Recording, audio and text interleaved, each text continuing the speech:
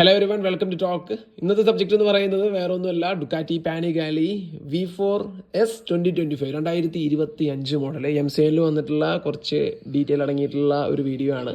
So ആ ഒരു video കാണുമ്പോഴാണ് ഞാനിതിൻ്റെ ഡിസൈനെ കുറിച്ചിട്ടുള്ള കാര്യങ്ങൾ കുറച്ച് വ്യക്തമായിട്ട് മനസ്സിലാക്കുന്നത്. ഇന്ന് കാലത്ത് എണീറ്റപ്പോൾ തന്നെ പലരുടെയും സ്റ്റാറ്റസ് കാണുന്നത് ഇതിൻ്റെ ഡിസൈൻ കുളമാക്കി എന്ന രീതിയിലാണ്. പേഴ്സണലി എനിക്കും തോന്നുന്നത് 2024 ആയിട്ടുള്ള പാനിഗാലി V4-നായിട്ട് കമ്പയർ ചെയ്യുമ്പോൾ ഡിസൈൻ പോരാ. ഭയങ്കര ബൾക്കി ആയിട്ടുള്ള ഡിസൈനായി. ഫ്രണ്ട് എൻഡ് കാണുമ്പോൾ പുതിയ ഡയറ്റോണയുടെ ഫ്രണ്ട് എൻഡ് പോലെ അല്ലെങ്കിൽ S1000R-ൻ്റെ ഫ്രണ്ട് എൻഡ് പോലെ പഴയ V4-നായിട്ട് കമ്പയർ ചെയ്യാൻ പറ്റാത്ത രീതിയിലാണ് ഫ്രണ്ട് ആണെങ്കിലും റിയർ ആണെങ്കിലും മൊത്തമായിട്ടുള്ള കാര്യങ്ങളും കൊടുത്തിരിക്കുന്നത്. പിന്നെ അതിലേറ്റവും ഒരു ഇൻട്രസ്റ്റിംഗ് ഫാക്ടർ എന്ന് പറയുന്നത് ഈ ഒരു മിറർ വന്നിരിക്കുന്ന ഡിസൈനാണ്, അല്ലെങ്കിൽ മിറർ കൊടുത്തിരിക്കുന്ന മിററിൻ്റെ പൊസിഷനാണ്. നിങ്ങൾ ശ്രദ്ധിച്ചിട്ടുണ്ടോ, നോർമലി ഇവിടെയാണ് മിറർ വരിക. സോ ഇതൊരു ട്രാക്ക് ഫോക്കസ് ആയിട്ടുള്ള ബൈക്ക് ആയതുകൊണ്ട് തന്നെ ആരും മിറേഴ്സ് യൂസ് ചെയ്യില്ല എന്നുള്ള ഒരു കൺസെപ്റ്റ് യൂസ് ചെയ്തിട്ട് മിറർ കൊടുത്തിരിക്കുന്നത് ഈ ഒരു ഹാൻഡിൽ ബാറിൻ്റെ അല്ലെങ്കിൽ ഈ ഒരു ഫെയറിങ്ങിൻ്റെ ബാക്ക് സൈഡിലാണ്.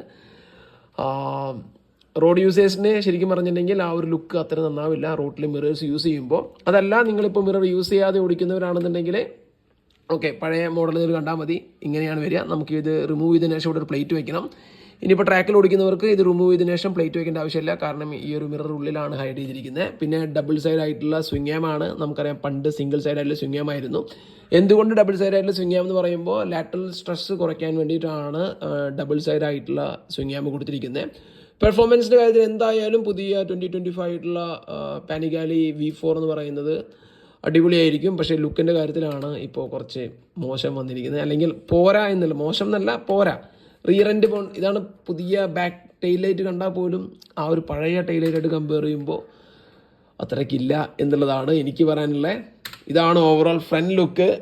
ഫ്രണ്ട് ലുക്ക് കൂടി കണ്ടപ്പോൾ എൻ്റെ കിളി പോയി.